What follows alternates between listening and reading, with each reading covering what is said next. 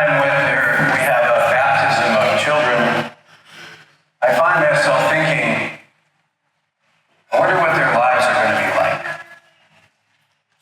I wonder what the future is going to be like for them. So let's assume that the kids who are here today, that Holden and Briar who are being baptized and all the other kids who are, let's assume they're going to at least live to be 90. What will those 90 years be like? I bet they're going to be real different from the last 90 years. When we think about imagining the future, there are a lot of challenges.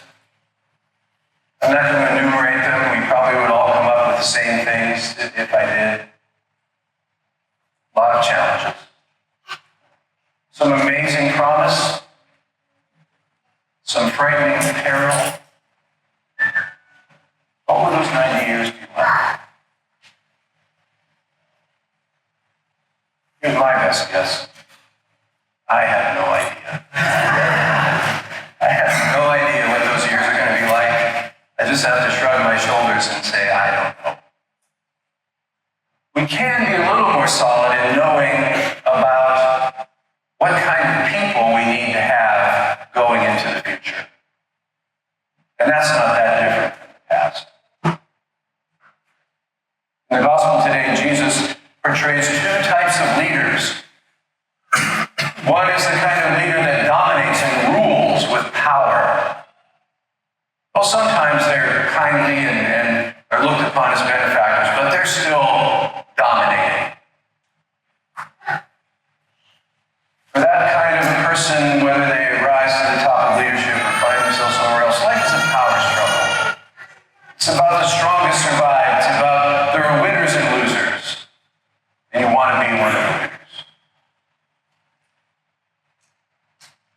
But he contrasts that by saying there's another kind of leadership, which is a type of service.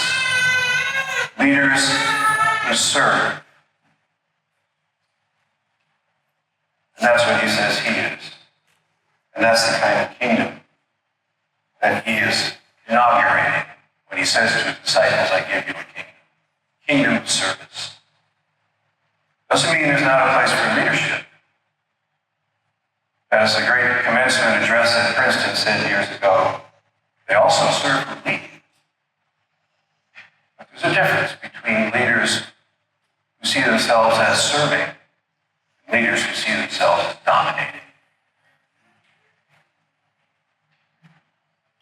So of course we want the kind of people that are the serving type of people to get through whatever the next 90 years are going to hold. We want the kind of people, as we will say in a few minutes in the baptismal covenant, who love their neighbors as themselves, who strive for peace and justice, and who respect the dignity of every human being. That's the kind of people we want. And for Christians, it's not just a shot in the dark and an aspiration and a wish. It's grounded. It's grounded in the long history of the people of Israel coming to focus in Jesus, in his death and his resurrection, and that's what we're baptized into. Not just an idea, but into the death and resurrection of Jesus. And Christians also know that life is complex and complicated. And few, if any, are purely on the power side or purely on the serving side. Most of us are a mix.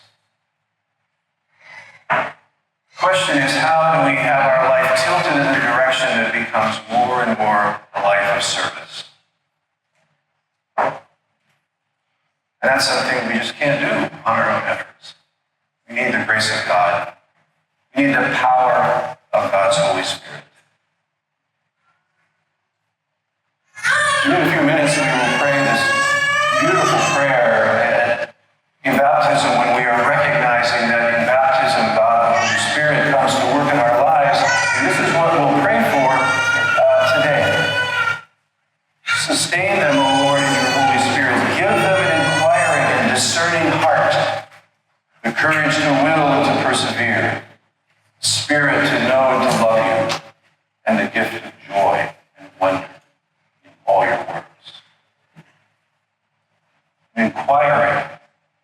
discerning heart,